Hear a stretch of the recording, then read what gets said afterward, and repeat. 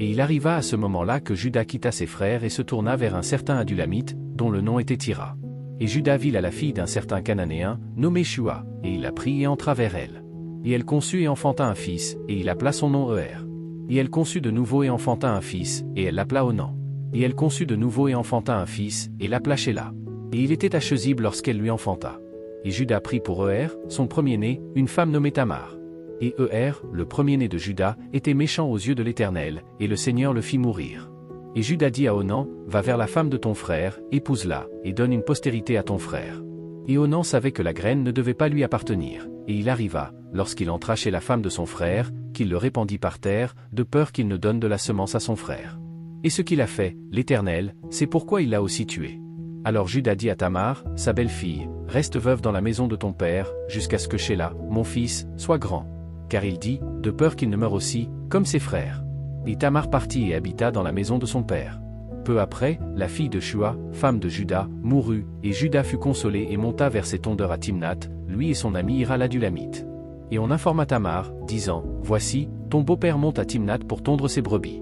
Elle ôta ses vêtements de veuve, la couvrit d'un voile, s'enveloppa et s'assit dans un lieu découvert, sur le chemin de Timnath.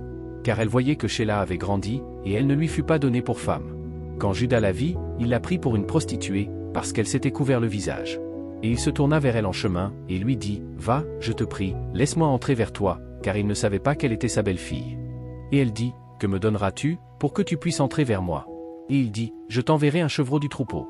Et elle dit, veux-tu me donner un gage jusqu'à ce que tu l'envoies? Et il dit, quel gage te donnerai-je?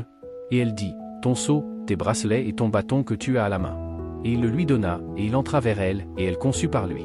Et elle se leva, s'en alla, et déposa loin d'elle son voile, et revêtit les vêtements de son veuvage. Et Juda envoya le petit par l'intermédiaire de son ami l'Adulamite, pour recevoir son gage des mains de la femme, mais il ne la trouva pas. Alors il interrogea les gens de ce lieu, disant, où est la prostituée qui était ouvertement au bord du chemin? Et ils dirent, il n'y avait pas de prostituée dans cet endroit. Et il retourna vers Juda, et dit, je ne peux pas la trouver. Et aussi les hommes du lieu disaient qu'il n'y avait pas de prostituée dans ce lieu. Et Juda dit, qu'elle le lui apporte, de peur que nous soyons honteux. Voici, j'ai envoyé ce petit, et tu ne l'as pas trouvé. Et il arriva environ 3 mois après qu'on rapporta à Juda, disant, Tamar, ta belle-fille, s'est prostituée, et voici, elle est enceinte de la prostitution. Et Juda dit, fais-la sortir, et qu'elle soit brûlée. Lorsqu'elle fut enfantée, elle envoya dire à son beau-père, par l'homme à qui sont ces objets, je suis enceinte. Et elle dit, discerne, je te prie, à qui appartiennent ces sceaux et ces bracelets, et personnels.